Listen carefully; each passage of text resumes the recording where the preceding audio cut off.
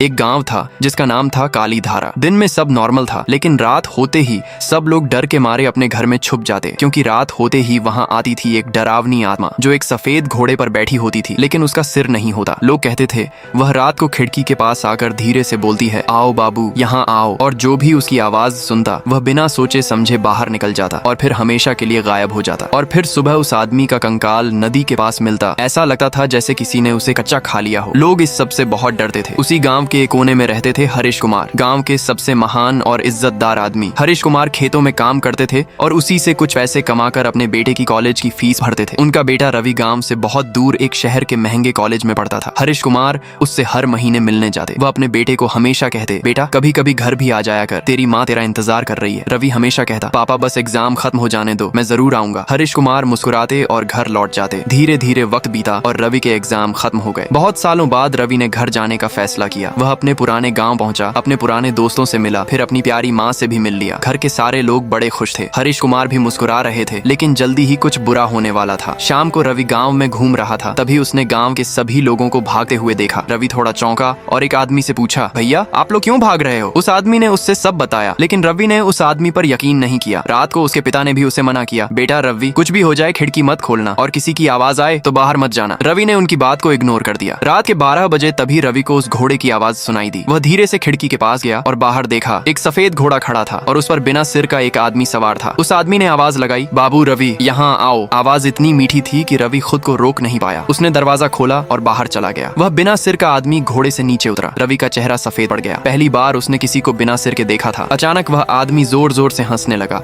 और रवि और वह दोनों एक साथ गायब हो गए। सुबह पूरा गांव रवि को ढूंढ रहा था। उसकी माँ सिर्फ रो रही थी और उसके पिता हर जगह उसे ढूंढ रहे थे। पूरे गांव को पता था रवि अब नहीं मिलने वाला, लेकिन सिर्फ उसके पिता ही उम्मीद लगाए हुए थे। शाम हो गई, रवि कहीं नहीं मिला। धीरे धीरे महीने गुजर गए, लेकिन उसका कोई आता पता नहीं था। हरीश कुमार हर रोज खुद को कोसते थे, सारी गलती मेरी है, ना मैं अपने बेटे को बुलाता और ना वह गायब होता। लेकिन एक दिन कुछ ऐसा हुआ जिसने पूरे गांव के होश उड़ा दिए। एक सुबह हरीश कुमार खेतों में काम कर रहे थे। उनका मन बिल्कुल नहीं लग रहा था। तभी एक आदमी भागते हुए आया। उसने कहा, हरीश काका आपके लिए एक खुशखबरी है। हरीश ने कहा, कैसी खुशखबरी बेटा? फिर आदमी ने मुस्कुराते हुए कहा, आपका बेटा रवि वापस आ गया है। हरीश हैरान रह गए और भागते हुए गांव पहुंचे। वहां हर इंसान खुश था। रवि की माँ तो खुशी से नाच रही थी, क्योंकि पहली बार कोई उस आत्मा के चंगुल से जिंदा वापस आया था। हरीश काका भी अपने बेटे को वापस पाकर खुश थे। लेकिन उस रात जब सब सो रहे थे, तब रवि की आंखें खुली हुई थीं। रवि धीरे से उठा और हल्का सा मुस्कुराया और फिर बाहर निकल गया। बाहर वही सफेद घोड़ा उसका इंतजार कर रहा था, क्योंकि जो लौट कर आया था वह रवि नहीं, वही आत्मा थी।